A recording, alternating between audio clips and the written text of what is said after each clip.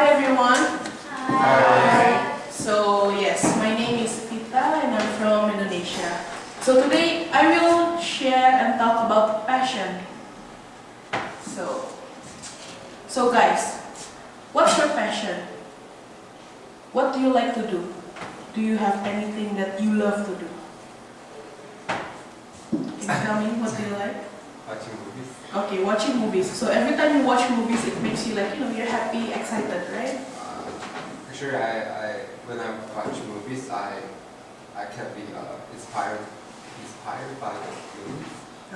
Yeah. You get something good from that movies, right? So, what about you, Charlie? Do you have anything you're passionate about? Besides eating the snacks, yes. Just kidding. Anything that you're passionate for? Traveling. Yeah, I think we all have our own passion, right, in this life, right? And well, for me, I also know mine. And my passion is babies. So yes, I don't eat the babies. So I play with them, okay? Relax.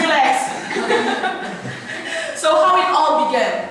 So since I was young, I just don't know, but I love babies so much. So yeah, I think it's normal for people to love babies, right? So normally people, when they see like cute babies, they'll say, "Oh, so cute, I want to touch them, I want to pinch their cheek." But I want more than that. I want to clean their poop, I want to feed them, I want to, bath them. Overly excited. So, but then, one more problem. Those babies that I met, they all have parents, right? They have their mom and dad who will do that for them. So basically, as a small kid, I will only be able like, cute, hi. That's it. With the mom, I'm still young, so the mom won't let me, carry something like that. Yeah, so I was like passionate about babies, and then there's this one time my mom friends introduced me to an orphanage. So I went to that orphanage, and I met with the babies. So maybe this is faith. Wow, talking about faith. Faith and faith. So I met them, and these babies are orphans. They don't have any parents. So this is the time where I will be shining, taking care of them. So I think I found my right place, and I found those babies. So this is an orphanage in Indonesia. So I went to this orphanage since I was in primary school. So if you count until before I come to Korea, I think it's been like almost 8 years. I visited this place like regularly.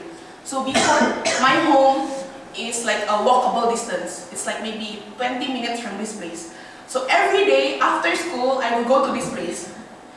So in Korea, you will see this as volunteering, right? But I don't call it that way. I will just say I want to play with them. So I go there, I play with them, and then by playing means, yes, I take care of them as well. So every babies in this picture and other babies in the orphanage, they have their own stories. So this is where I want to share their stories as well. So the first story is, she's Hannah, and she's born with a cleft palate. So this is the cleft palate. So because I was staying there in the orphanage for a long time, I often visit and I talk to the nurses. So I know the baby's stories. So Hannah, when she was born, she has this cleft palate, and nobody wants to take her. So the mom gave birth to her, and the mom ran away. She left the babies. She left Hannah. And then the nurse in the hospital, she doesn't know what to do with the babies. So she go to orphanage. Can you take these babies? And then the orphanage say like, we don't want this kind of baby. This kind of baby will need a lot of money. She will always go to hospital to do some treatment. So the first orphanage say no. And then the second orphanage, the same thing. Third orphanage, until several orphanage, and then finally, the nurse bring the baby to the orphanage that I visited. So the owner of the orphanage thinks like, yes, it's true. They will need a lot of money to spend for this baby, because yeah, she has the cleft palate. But the nurse say like, if this orphanage, your orphanage won't take this baby, I don't know what else to do with this baby, because I don't have the money myself to raise the baby. So the the owner of the orphanage say, okay, I will take it. Let's take the chance to raise this baby. And then they bring this baby to the hospital to check. And besides having the cleft palate, she doesn't have the sealing of the mouth. The sealing of the mouth. So every time she eats, she will choke. Even just milk. So if you don't feed her properly, just by eating, she can die. So the doctor said, you should be careful feeding this baby. Even just one mistake, she might die. And the doctor predicted that this baby would just be able, to just sleep and unable to do anything. But you know what? It's a miracle because this baby is staying with other many babies. And those babies, grow up, and then she also grow up. And there's times when they have only one toy, and they need to have the strength to take that toy. And somehow she grow up and she's strong enough. And now she is this happy baby here. So she grow well, and she's the same as other babies, even though she has some difficulty to talk. But she's growing well. And then, next, the twins. Their name is Lazarus and Zacchaeus. So it's a Catholic university. Sorry, Catholic orphanage. So that's why their names are from the Bible. So it's something unique, right? You saw twins in an orphanage, and they're so cute. Look at them. So when first time I see the babies and their twins, I was wondering if ever they get adopted, will they be adopted together? Or one parent will adopt one, and one parent will adopt another. And it will be like the drama. When they grew up, and then they see one another, oh, you look like me, are we twins? Something like that. So I was wondering, is it like the drama or what?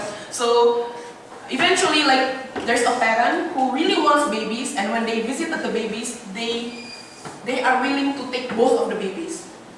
So these two babies are adopted by the same parent, and then when they were having the first birthday, I was invited.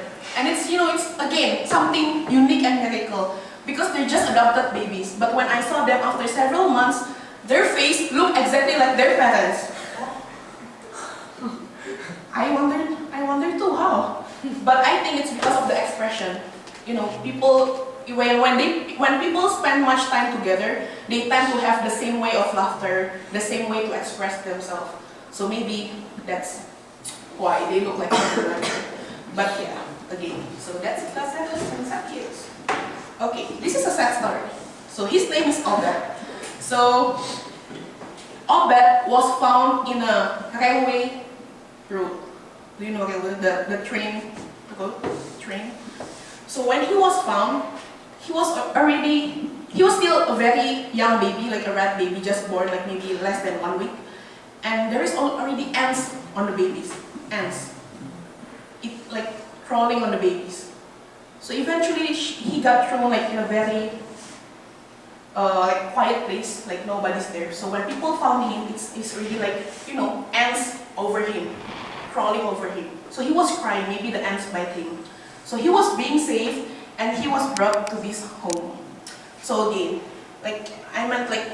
he's lucky enough to be found, and he's still alive until now. And yeah, he's happily living now.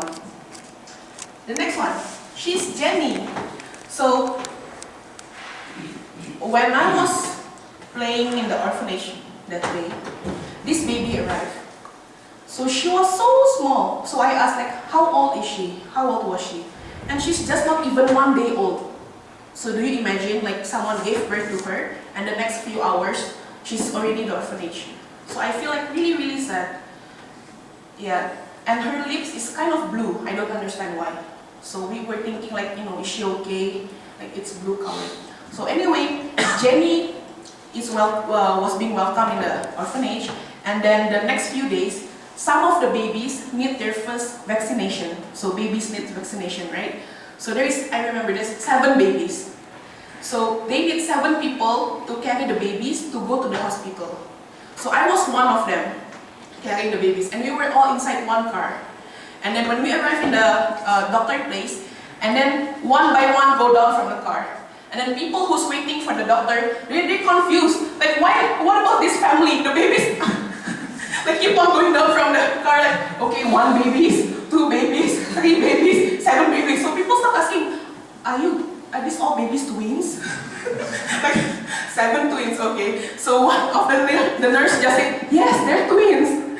So people, just get like, it's kind of like funny experience, like a fun experience because like, yeah, you never see those kind of experience before, like where you carry 7 babies in the same car and people start questioning, like, are you even the mom? Like,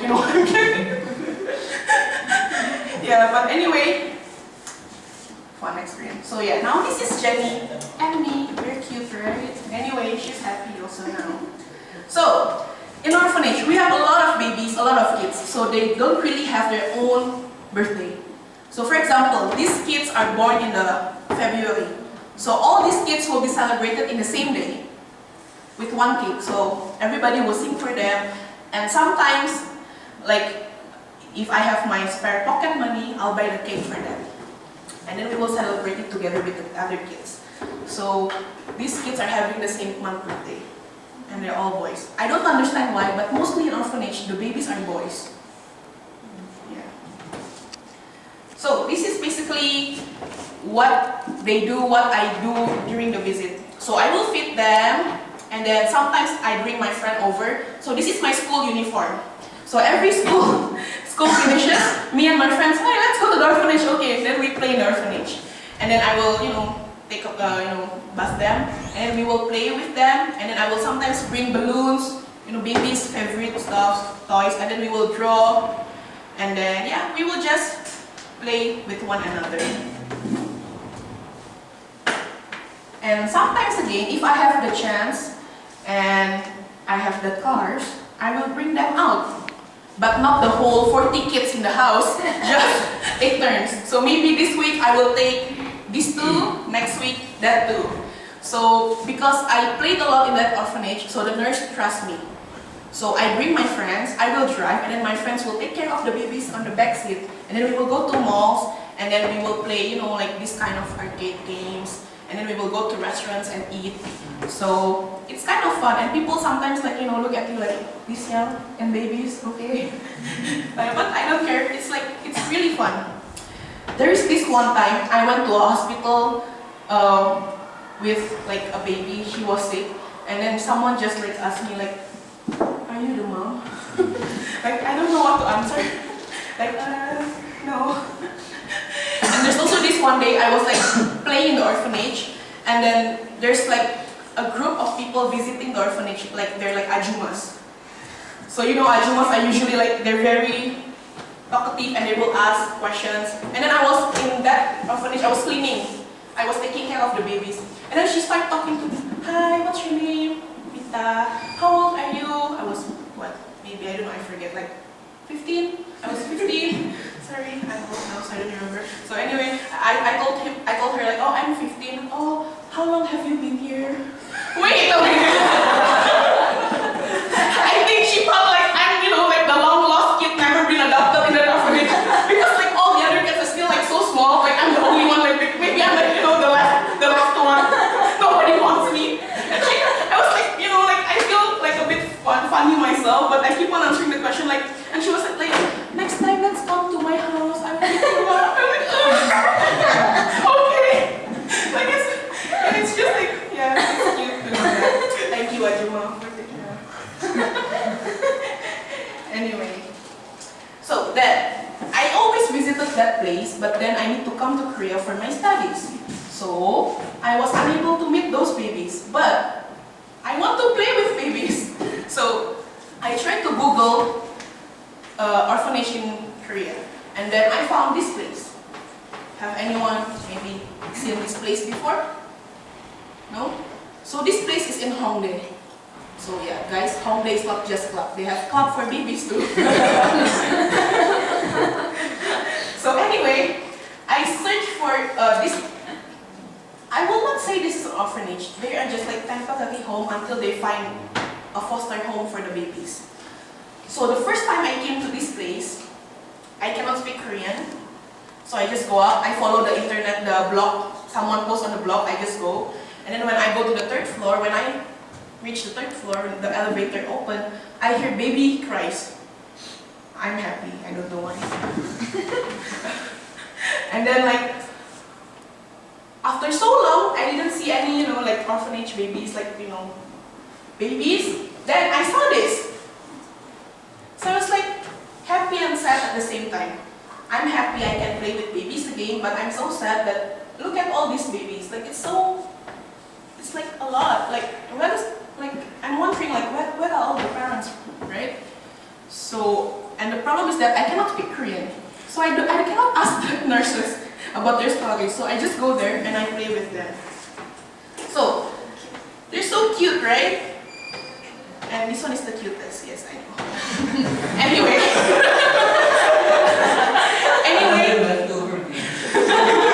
The leftover baby. So, his name is Chansul. Yeah, that sounds like alcohol name. And you know what? His name is Sojun. Soju, wow. I just realized this now. Chansul and Soju. Anyway, they're so cute. Really cute. I don't know what else to say, but they're so cute.